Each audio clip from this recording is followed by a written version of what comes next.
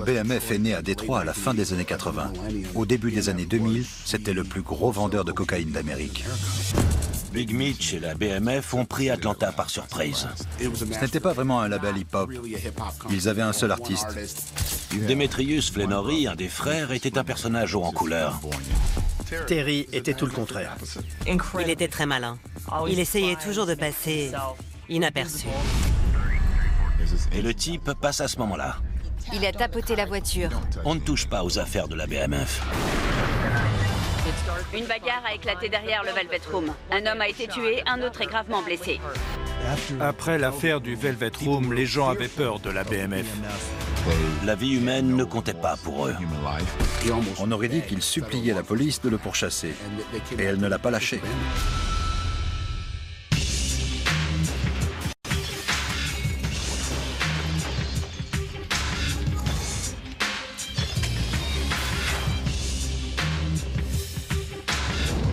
Aujourd'hui, dans les Diables de l'Amérique, Demetrius et Terry Flannery, les plus grands dealers d'Amérique. Le 2 novembre 2003, celui qui se fait appeler P. Diddy monte à l'assaut de New York. Sean Combs participe avec plus de 30 000 autres coureurs au marathon qui traverse les 5 grands quartiers de la ville. Le roi du rap a collecté 2 millions de dollars pour des associations pour l'enfance et le système éducatif new-yorkais. Il ignore que dans 10 jours, il va enterrer un proche. Il y a eu un double homicide à Atlanta, à 4 h du matin. Le nightclub s'appelait le Chaos. Ça ne s'invente pas. Il s'est passé quelque chose et ça a dégénéré en gigantesque fusillade. Des dizaines de coups de feu ont été tirés. Malgré la présence de centaines de personnes cette nuit-là, la police ne parvient pas à mettre la main sur aucun témoin fiable. Tout ce qu'elle trouve, ce sont 2 cadavres et des douilles partout sur le parking.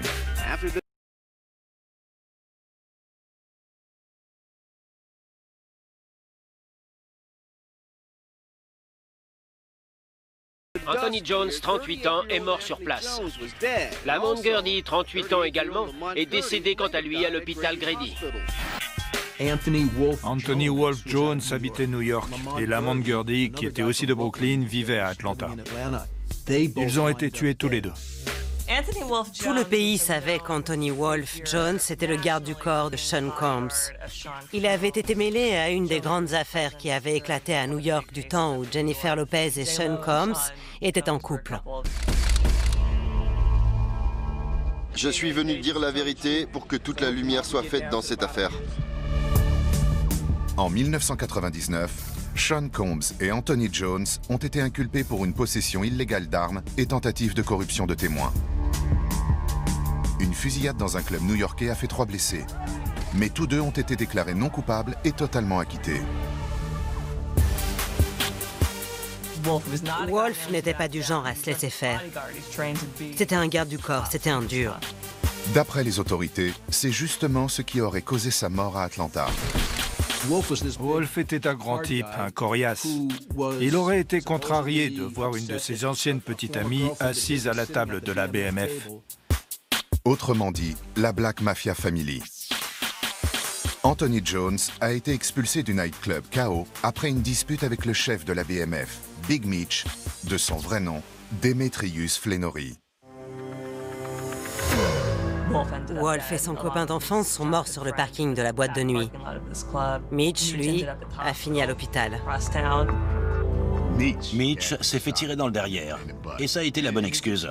Il a dit à l'enquêteur, « Comment je pourrais savoir ce qui s'est passé? Si on m'a tiré dans le cul, c'est que j'étais en train de me barrer. » Considéré comme le suspect numéro 1, Big Mitch a quand même été arrêté. L'affaire a fait de la publicité à la BMF. De la bonne publicité. En boîte, les gens portaient des t-shirts « Libérez Mitch ». C'était un héros.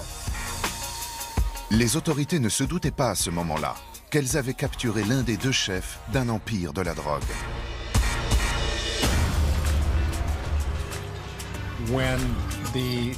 Quand la BMF était à son apogée, en ce qui concerne le business de la cocaïne, son réseau s'étendait sur pratiquement tout le pays.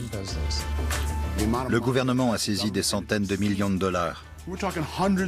Dans la pègre américaine, c'était eux qui dictaient les règles du jeu. À mes yeux, ils représentaient une menace pour la sécurité des États-Unis. Deux frères, originaires de Détroit, ont étendu leur influence de la côte Est à la côte Ouest. Big Mitch Flannery est sans doute le dealer le plus influent des 50 dernières années. Terry, son cadet, est le moins connu des deux, par choix personnel. Il était très malin, très calculateur. Tout en essayant de passer inaperçu, il avait toujours plusieurs longueurs d'avance. Je ne pense pas que la DEA ait jamais eu affaire à un syndicat du crime ayant une telle emprise territoriale, un tel esprit d'entreprise. La BMF est née dans le quartier de Southwest Détroit à la fin des années 80. Au début des années 2000, c'était indiscutablement le plus gros vendeur de cocaïne d'Amérique. Les deux frères se partagent le marché national, fournissant leurs dealers respectifs en marchandises de la côte ouest à la côte est. Ce n'était pas un gang, c'était une organisation de trafiquants de drogue. Leur réseau couvrait des tas de villes, employait des tas de gens. Il était immense. Ils utilisent des véhicules munis de trappes pour cacher la marchandise et l'argent et transportent la cocaïne d'un État à l'autre par kilo entier. Il faut avoir une très bonne expérience de la rue pour développer un tel réseau. Peu de gens en sont capables. Démétrius et Terry y sont parvenus, et très rapidement. Ils inondaient des quartiers entiers, du Midwest au sud, de l'est à l'ouest, de quantités colossales de cocaïne. Parfois, c'était extrêmement violent. Ils se faisaient remarquer partout où ils allaient, dans les nightclubs. Ils étalaient leur argent, conduisaient des voitures de luxe. Ils payaient cash. Mercedes, Maybach, Bentley, Ferrari, Aston Martin. Il y en avait pour des millions de dollars. Démétrius Flannery était un personnage haut en couleur, outrancier. Il attirait l'attention. Et ça rendait fou son frère.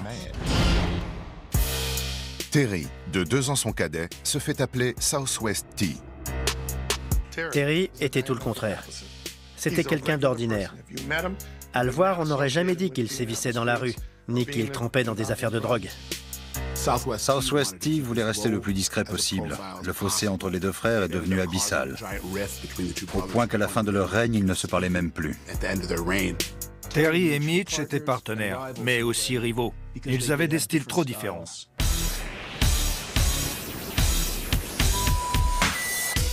Alors que ses activités exigent une grande discrétion, Big Mitch adore se faire remarquer.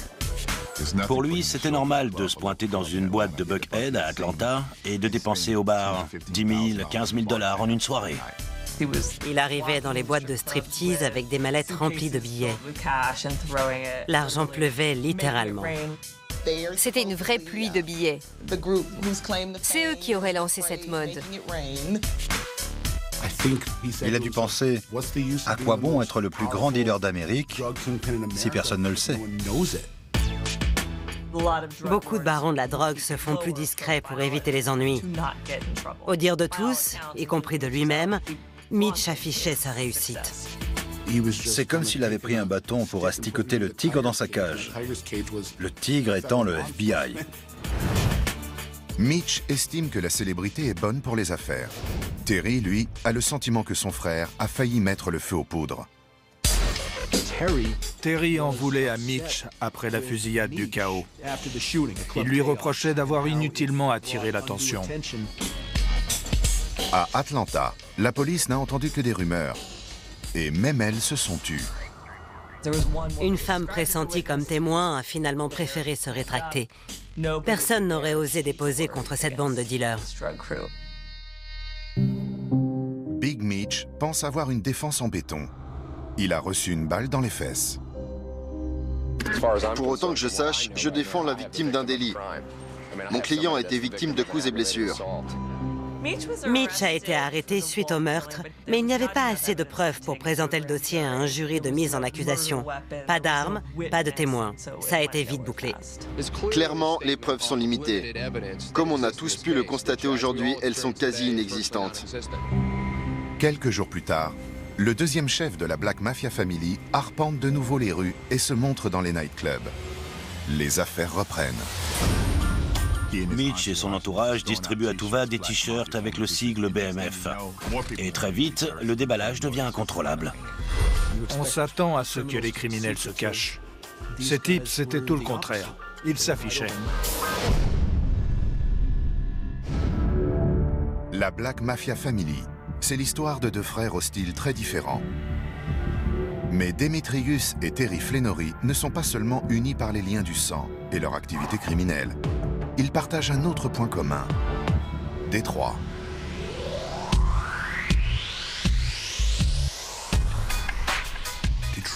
L'histoire criminelle de Détroit est incroyablement riche. Elle remonte à avant la Prohibition. Cette ville a donné naissance à quelques très grands criminels. La Black Mafia Family compte parmi les bandes organisées les plus influentes, les plus puissantes et les plus étendues qui aient jamais existé.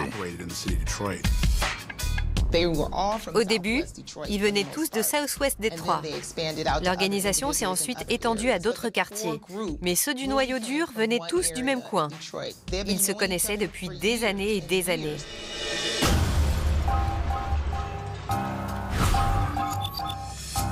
C'est marrant, Détroit. On a les quartiers Est et Ouest, mais le Sud n'existe pas. C'est le Southwest, le Sud-Ouest. Dans les années 60, c'était là que se concentraient les usines. On ne voyait jamais le soleil à cause des fumées. Comme toujours, la zone industrielle était au bord du fleuve. Le Tiger Stadium se trouvait à Southwest Détroit. Le coin est connu pour ses basketteurs exceptionnels. Les frères Flenory n'évoluent pas dans le même monde, mais deviennent tout aussi célèbres dans les rues du quartier. On les avait surnommés les 50 Rock Boys parce qu'ils vendaient des sachets de crack à $50. Ils étaient très appréciés à Southwest Détroit. La BMF est née dans une maison d'Edsel Street. C'était là que vivaient les Flenory. Les parents avaient du mal à joindre les deux bouts. Ils percevaient des aides sociales. C'était une famille très religieuse. Alors ils priaient pour que l'argent arrive à temps, pour que l'électricité ne soit pas coupée, pour qu'ils ne soient pas expulsés de chez eux. À l'époque, Southwest est un quartier très peuplé. Dans les années 50, Détroit était la ville la plus prospère du pays. Il n'y avait pas de meilleur endroit pour fonder une famille. Détroit, qui semble respirer la bonne santé, est en réalité très malade. En moins de 20 ans, tout est parti à volo. À la fin des années 90, la ville était ravagée par le trafic de drogue et la délinquance, au point que presque tous ses habitants sont partis. Les frères Flenory naissent exactement à l'époque où la ville surnommée Motor City semble tomber dans une spirale infernale. En 1967, un Afro-Américain de Détroit qui avait fait la guerre au Vietnam fêtait son retour dans un bar.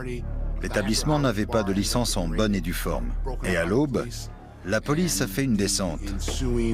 Une bagarre a éclaté et a dégénéré. Ça a mis le feu aux poudres et l'incendie s'est propagé dans toute la ville. Romney, le gouverneur du Michigan, et la police locale de Détroit ont été incapables de maîtriser la situation. Big Mitch et Southwest T atteignent leur majorité au moment où un deuxième désastre s'abat sur la ville. En 1980, le diable s'est penché sur Détroit et l'a déclaré capitale mondiale du crack. La BMF est née à la fin de l'ère du crack. Ils ont commencé à vendre des sachets d'herbe à $5 et aussi du crack. Vers 18-19 ans, ils se sont mis à dealer des petites quantités de drogue depuis chez eux. Tout est parti de là. En 1990, ils décident de passer à la vitesse supérieure. Détroit était économiquement sinistré. Et en plus, de nombreuses autres organisations criminelles mieux établies avaient le quasi-monopole du trafic de drogue. Ils ont donc décidé de mettre sur pied 2 grands centres de commandement et de contrôle, l'un à Los Angeles en Californie et l'autre à Atlanta en Géorgie.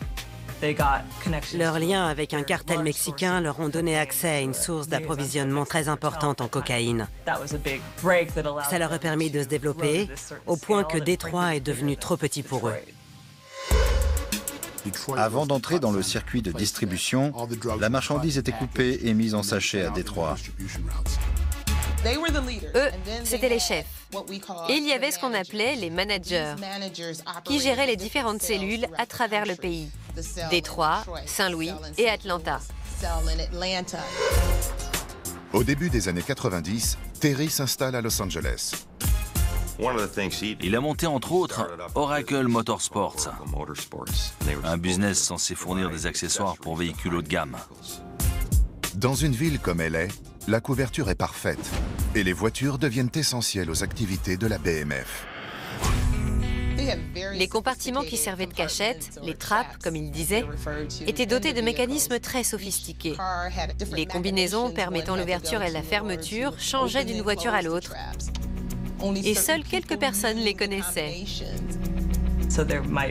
Il fallait par exemple que l'aimant de pare-brise soit en place, la marche arrière enclenchée, le dégivreur branché et le toit ouvert.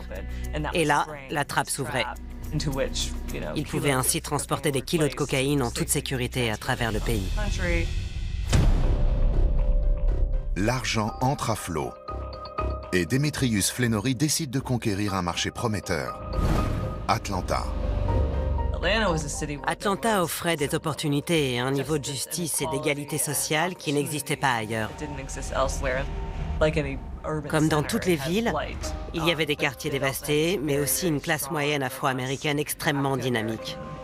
Beaucoup de gens en quête de réussite allaient s'y installer. Atlanta était ce que Détroit aurait pu être. Il était ce que Détroit avait été. En se montrant dans les boîtes de nuit, en étalant leurs richesses, les Flenory sont devenus des modèles pour ceux qui rêvaient d'être des dealers. S'ils ont pu recruter autant de distributeurs, c'est parce qu'en voyant leurs gros bijoux clinquants et leurs fourrures, les gens leur disaient « Je veux avoir tout ça, je peux bosser pour vous ». Big Mitch et la BMF ont pris Atlanta par surprise. Il y a eu une vague de violence, de fusillades, d'agressions. Question image, Demetrius Flenory, le plus tapageur des 2 frères, ne fait pas preuve d'une grande originalité. Demetrius était un grand fan d'Al Pacino dans Scarface. Dans sa gigantesque villa, Al Pacino fait installer une grosse fontaine. Dessus, il est écrit avec des néons « Le monde vous appartient ». C'est cette phrase que Demetrius a repris comme slogan pour la BMF. Il placardait son portrait partout dans Atlanta. Le monde appartient à la BMF. Ça ne voulait rien dire. On quittait l'aéroport et avant même de voir le panneau « Bienvenue à Atlanta », on voyait l'affiche de Big Mitch. La Black Mafia Family n'est pas seulement une organisation criminelle. Elle représente aussi, pour ces jeunes nés en milieu urbain, la réalisation d'un rêve d'enfant. Les frères Flenory s'étaient toujours intéressés à la musique hip-hop et ils travaillaient déjà avec des artistes. Donc, quand ils ont commencé à gagner des fortunes grâce au business de la cocaïne, ils ont fondé la maison de disques Black Mafia Family. Le label a été créé en mars 2004 en Californie. Alors que Terry passe le plus clair de son temps sur la côte ouest, où sont gérées les affaires courantes, Big Mitch fait le spectacle. Le visage de BMF Entertainment, ce sera lui. À mon avis, il préférait être un grand rappeur plutôt qu'un grand dealer. Qui n'aimerait pas être un grand rappeur? En même temps que Mitch devenait célèbre, la scène musicale d'Atlanta se développait. Ça a commencé avec Outkast. Puis ensuite, surtout, il y a eu Jeezy et T.I., la trappe qui venait du Sud. Les compiles et les DJ qui changeaient la façon de produire et de consommer la musique. Musicalement parlant, ça a été une époque passionnante. Mais BMF Entertainment n'est pas vraiment ce qu'il prétend être. C'était une mascarade. C'était pas vraiment un label hip-hop. Ils avaient un seul artiste. Cet artiste, c'est Barima McKnight, alias Blue Da Vinci. Il était pratiquement le seul rappeur de talent du label. Il a quitté LA, s'est installé à Atlanta et a trouvé en Mitch la figure du père. Mitch, de son côté, souhaitait financer sa carrière. Pourtant, on ne trouvait jamais aucun de ces disques, ni en magasin, ni même sur Internet. Ils n'existaient pas. Voilà un label qui ne produisait rien. D'où venait donc tout cet argent? Il n'avait aucun document comptable prouvant l'origine légale des fonds qu'il dépensait. La Black Mafia Family possède un réseau de distribution de cocaïne qui couvre désormais tout le pays. Ce n'est rien d'autre qu'une association de malfaiteurs, et à Atlanta, le secret finit par être éventé. C'est pendant le NBA All-Star Weekend de 2003 que ces types sont vraiment devenus connus à Atlanta. Les membres de la bande apparaissaient habillés pareil. Parfois, ils étaient tous en noir ou tous en blanc. Ou alors, ils arboraient une sorte de motif camouflage. Ils débarquaient dans des boîtes de nuit qui pouvaient accueillir des milliers de personnes. Et ils donnaient des dizaines de milliers de dollars de pourboire. Le personnel des bars et des nightclubs les adorait. Avec eux, l'ambiance changeait. À la seconde où ils entraient quelque part, les gens savaient que c'était eux. Les frères Flenory n'avaient aucun bien inscrit à leur nom. Aucune source de revenus légale. Pendant des années, ils n'ont pas envoyé une seule déclaration de revenus. Donc la question se pose, d'où venait tout cet argent? 9 mois après son entrée en scène fracassante à Atlanta, la Black Mafia Family se met à dos le grand méchant loup. Le meurtre de Wolf Jones, l'ex-garde du corps de Sean Combs, a été très médiatisé. Anthony Jones et un autre homme, Lamont Gurdy, ont été abattus. Mais les autorités pensent qu'ils se tenaient en embuscade pour piéger les membres de la BMF. D'abord arrêté comme suspect, Demetrius Flenory, qui s'est pris une balle, est également considéré comme victime. Après le meurtre de Wolf Jones, la BMF s'est retrouvée sous les projecteurs. Et les conséquences ont été considérables. On dit même que c'est cette affaire qui a poussé le conseil municipal à vouloir avancer de plusieurs heures la fermeture de tous les bars et de toutes les boîtes de nuit de la ville. Faute de preuves, les autorités ne peuvent pas accuser Big Mitch du double homicide. Mais elles tiennent la BMF à l'œil. Dans les jours qui suivent la relaxe de Demetrius Flenory, la DEA, l'agence américaine de lutte contre le trafic de drogue, perquisitionne une maison qui aurait joué un rôle dans l'affaire. À la White House, à l'est d'Atlanta, on n'a trouvé ni une grosse quantité de drogue, ni les armes utilisées pendant la fusillade. Par contre, on a mis la main sur beaucoup de livres de comptes concernant un trafic de drogue et sur les registres d'inscription et les titres de propriété de nombreux véhicules. Très précisément 19. Tous haut de gamme. On a trouvé à la White House des livres comptables avec des noms, des numéros de téléphone et des montants. Si aucun de ces documents ne permet de remonter jusqu'à Demetrius Flenory, le nom d'une société attire l'attention de la police. Exquisite Empire. Vers octobre 2003, j'enquêtais sur une autre affaire de drogue et un des individus sous surveillance roulait en BMW de luxe. Il a été arrêté, sa voiture a été saisie et à l'intérieur, on a trouvé une carte de visite au nom de Exquisite Empire. Le titre de propriété du véhicule est retrouvé à l'intérieur de la maison après la fusillade du chaos.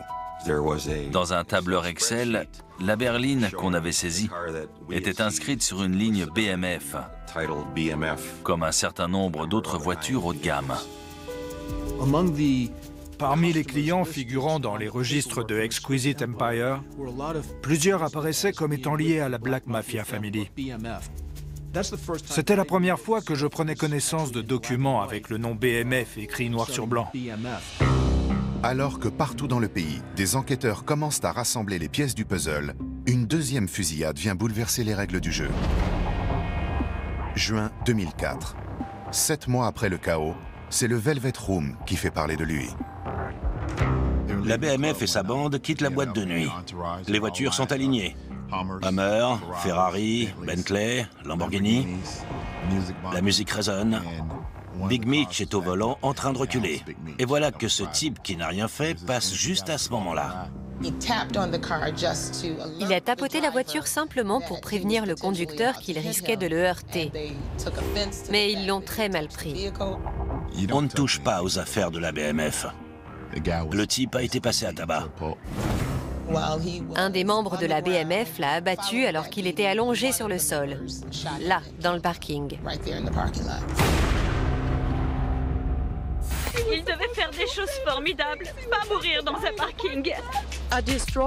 Cette mère désespérée parle de son fils qui a été tué dans le quartier de Midtown. Rashanibal Prince Drummond n'avait que 23 ans. J'ai vu sa photo. Elle est restée gravée dans ma mémoire. Il n'avait nullement besoin de le tuer. Il était dans un état épouvantable et il n'était même pas conscient. Après l'affaire du Velvet Room, l'image de la BMF s'est dégradée. Les gens avaient peur d'eux. Ils trouvaient que c'était des brutes. D'après des témoins, une voiture de sport a peut-être quitté la scène de crime. Mais on n'a aucune description satisfaisante d'individus éventuellement impliqués. Alors qu'il y avait des gens dans la rue au moment des faits, personne ne s'est présenté comme témoin. Comme très souvent dans les affaires auxquelles était mêlée la BMF, les témoins se sont tus. Personne n'a voulu parler. On savait que Big Mitch et la BMF avaient une propension à la violence. La vie humaine ne comptait pas pour eux. Pour l'organisation, c'est le début de la fin. Autant se coller une cible dans le dos. On aurait dit qu'il suppliait la police de le pourchasser, et elle ne l'a pas lâché.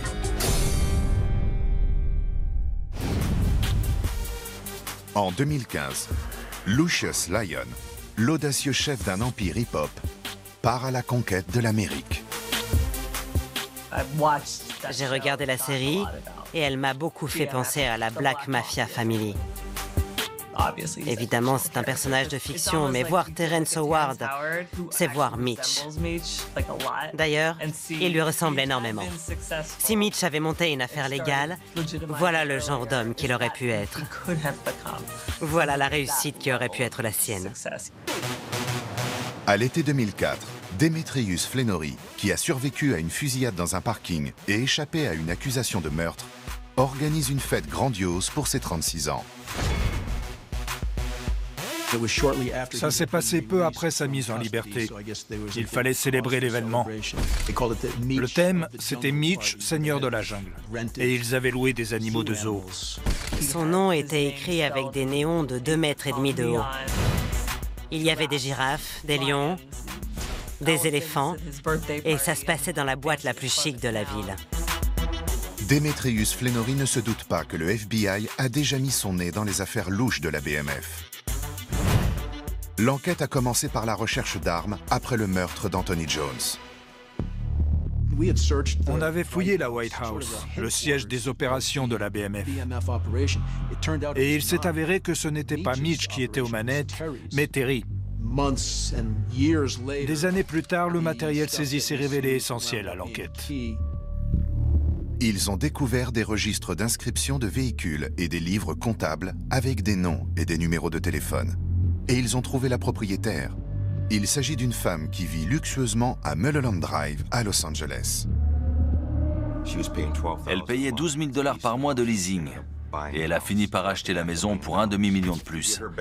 Son dossier bancaire révélait l'existence de chèques de banque de 10 000, 12 000 $.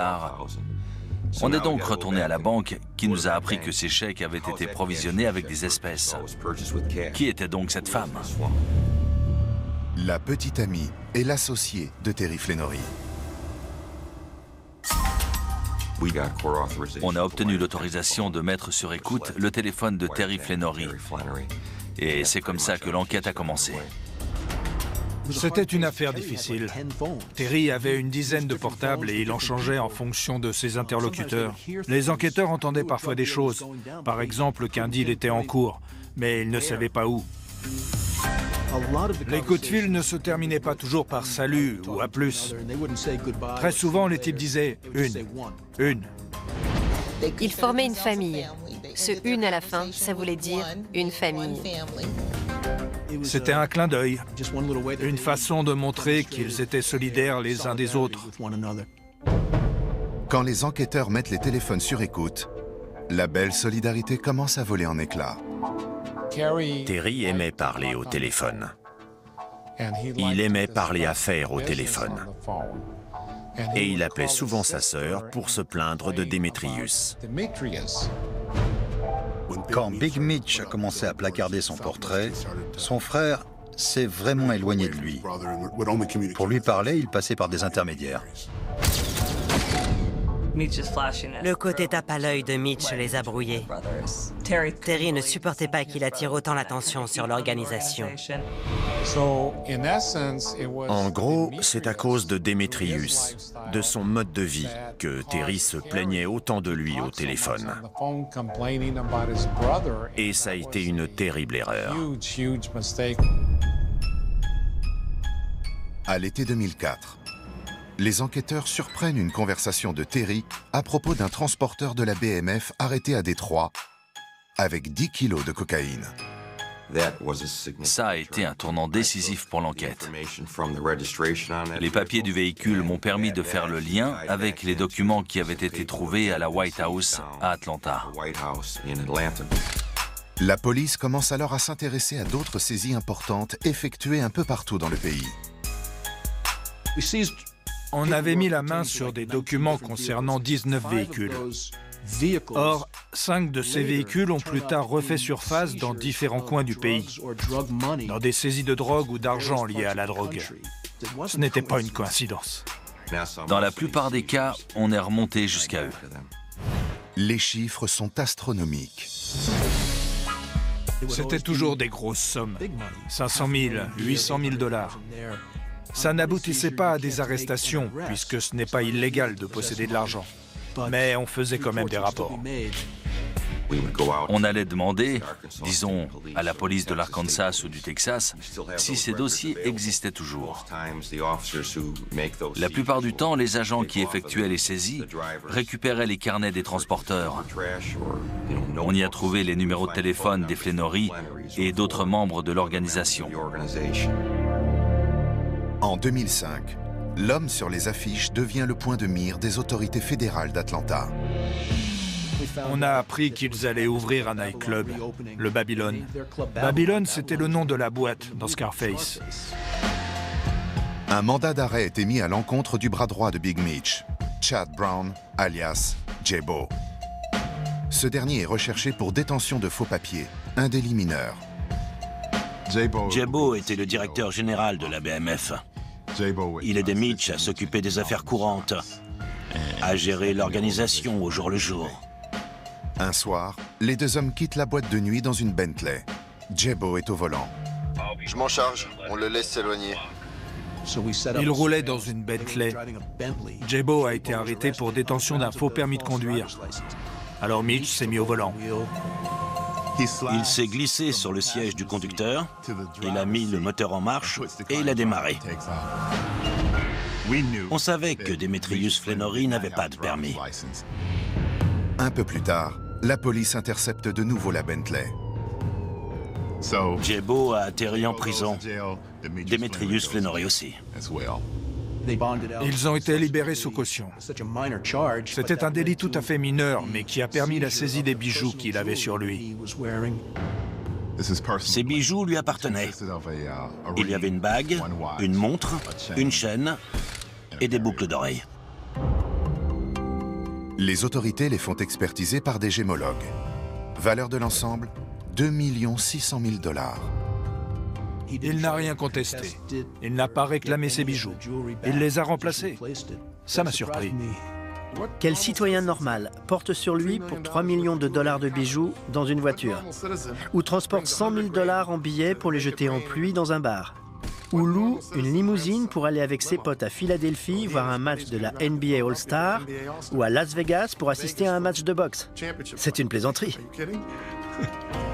Je vais vous dire une chose à propos de Big Mitch et de l'organisation. Tout ce que la police touchait, de quelque façon que ce soit, ils y renonçaient à jamais. La police a eu ses bijoux entre les mains. Que fait Big Mitch? Il en achète d'autres. Ces voitures ont été placées à la fourrière, il ne vient jamais les récupérer. Une maison a été perquisitionnée, il l'abandonne. Il n'y retourne jamais. Quand on est convaincu d'être à la tête d'un empire, on n'éprouve pas le besoin de regarder en arrière. Ça faisait au moins 15 ans que ça durait. Les documents établissaient un lien entre la drogue, l'argent et les gens. On a persévéré jusqu'à arriver au chef. Mai 2005. Entouré de sa cour, le chanteur Bobby Brown fête son anniversaire dans un restaurant branché d'Atlanta. L'établissement, qui appartient à Sean Combs, s'appelle le Justins. Bobby Brown chantait, toute sa famille était là. Tout à coup, une bagarre a éclaté dans la foule. Un jeune a été poignardé. C'était grave.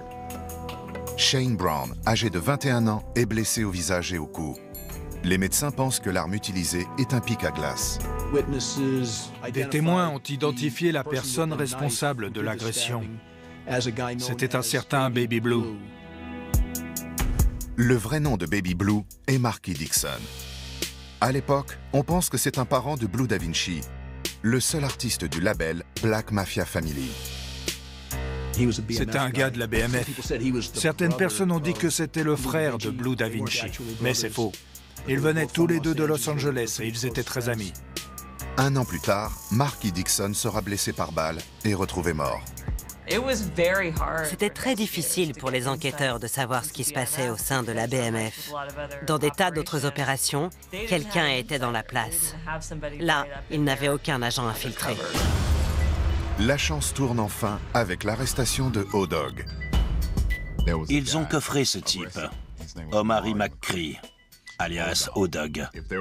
La cocaïne vendue dans la rue, c'était lui qui la fournissait. Et lui-même s'approvisionnait auprès de la BMF. Les autorités lui mettent la main au collet en novembre 2004, mais le relâchent rapidement. Les policiers l'ont laissé filer. Son téléphone était sur écoute et s'il continuait à parler, il les conduirait peut-être jusqu'à Mitch. La patience finit par payer. O-Dog est de nouveau capturé en 2005. Quand la police d'Atlanta est intervenue vendredi dernier dans le cadre d'une dispute conjugale, elle ne se doutait pas qu'elle arrêterait un des principaux membres de la Black Mafia Family, Omari McCree. Omari a fait une déposition. La police lui a demandé qui était le boss et il a répondu « C'est Mitch. Je peux m'en aller ?» Il pensait s'en tirer comme ça, mais non. McCree a déclaré que Mitch était le chef et qu'il travaillait pour lui. C'était la première fois qu'on entendait quelqu'un d'aussi puissant dans l'organisation répondre « Demetrius Flannery ». Accusé de trafic de drogue, O-Dog doit comparaître devant un jury. Le jour de l'ouverture du procès, il plaide coupable. Et 2 mois plus tard, les inculpations se mettent à pleuvoir sur la Black Mafia Family.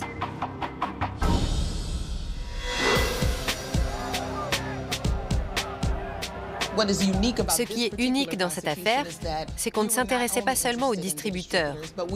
On recherchait également tous ceux qui avaient facilité la tâche à l'organisation criminelle. En octobre 2005, Demetrius et Terry Flannery sont accusés de diriger une entreprise criminelle. Si ces allégations sont vraies, la Black Mafia Family se trouve mêlée à ce genre d'affaires qui peuvent déchirer les familles. La DEA prétend que les Flannery ont commencé leur carrière de trafiquants en vendant du crack dans les années 80. Mitch a été arrêté le 1er à Frisco, au Texas, dans les environs de Dallas.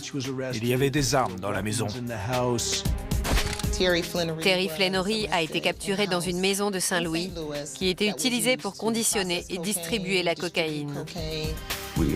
On a effectué des perquisitions partout dans le pays et les preuves recueillies nous ont permis de rassembler les pièces du puzzle. Ces preuves révèlent que les 2 frères ont lancé leur activité au moins 15 ans plus tôt. Être capable de diriger un syndicat du crime ultra puissant, un empire de la drogue pendant plus de 5 ou 10 ans, c'est l'exception plutôt que la règle. C'est une anomalie. Le jugement d'exécution de paiement portait sur 270 millions de dollars. On a estimé la quantité de cocaïne vendue pendant la durée de vie de l'entreprise criminelle. Ce n'est donc peut-être que la partie émergée de l'iceberg.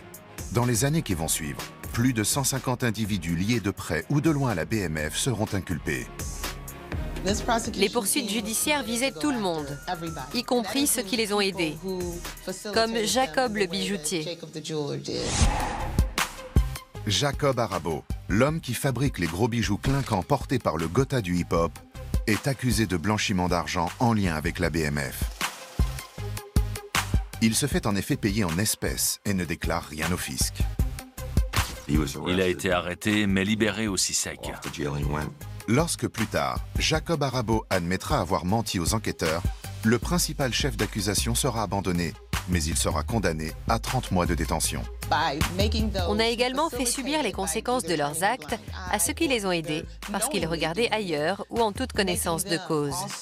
On pensait ainsi enlever de son attrait à ce type d'activité criminelle. C'était notre objectif. Les frères ont été mis dans 2 prisons différentes. Ils se renvoyaient la balle. Terry reprochait à Mitch son côté tape à l'œil. Et Mitch accusait Terry de s'être fait prendre à cause de ses conversations téléphoniques. Ironie de l'histoire, c'est le plus prudent des deux qui s'est fait piéger par la mise sur écoute, qui a dit les choses les plus compromettantes. Les 2 frères ne se parlent plus. Mais face aux autorités, ils font bloc. Terry n'avait jamais été arrêté. Il n'avait jamais fait de prison de sa vie. Il n'était pas habitué à ce qui se passe derrière les barreaux. Et cette réalité-là peut rendre fou. Il n'avait qu'une obsession, obtenir leur mise en liberté sous caution. Mais ils étaient sous le coup de très graves accusations au niveau fédéral. Ils ne l'obtiendraient jamais. Ils risquaient la prison à vie. La priorité pour un homme d'une trentaine d'années accusé de diriger ce genre d'organisation, c'est d'éviter la perpétuité. Personne ne veut mourir en prison. Accusé de diriger une entreprise criminelle, Demetrius Big Mitch Flenory plaide coupable le 19 novembre 2007, soit plus de 2 ans après sa mise en détention. Mitch a accepté d'essayer de convaincre son frère de plaider coupable. Ils n'étaient plus très copains à l'époque, ni vraiment en contact. Il y a eu une confrontation au tribunal. Il paraît qu'on les a entendus jusque dans les couloirs. J'étais à Détroit. Je m'attendais à ce que le procès dure 3 à 4 mois, mais Terry a pensé qu'il valait mieux plaider coupable. Par contre, malgré l'animosité qui régnait entre les 2 frères, les agents fédéraux n'ont pas réussi à les monter l'un contre l'autre. Leur devise était plutôt la mort que le déshonneur. Le plus grand déshonneur, c'était de coopérer avec la police. À partir du 12 septembre 2008, les frères Flenory partagent un nouveau point commun. Tous 2 écopent de 30 ans ferme. Rares sont ceux qui réussissent dans ce milieu.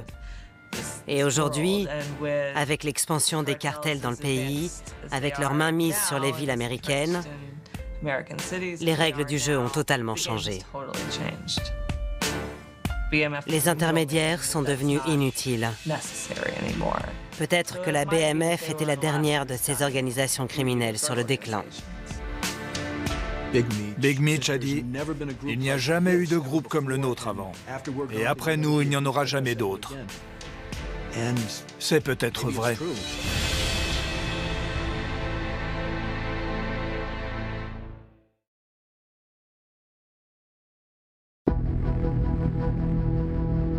On a la sensation et la conviction qu'on est devant et au début d'une affaire exceptionnelle. 6 nouveaux enquêteurs racontent le crime qui a marqué leur carrière. Une attaque éclair avec l'utilisation d'armes de guerre. Parfois, c'était un peu comme dans un film, quoi. J'ai l'impression de vivre une histoire extraordinaire. 6 nouvelles affaires qui ont percuté depuis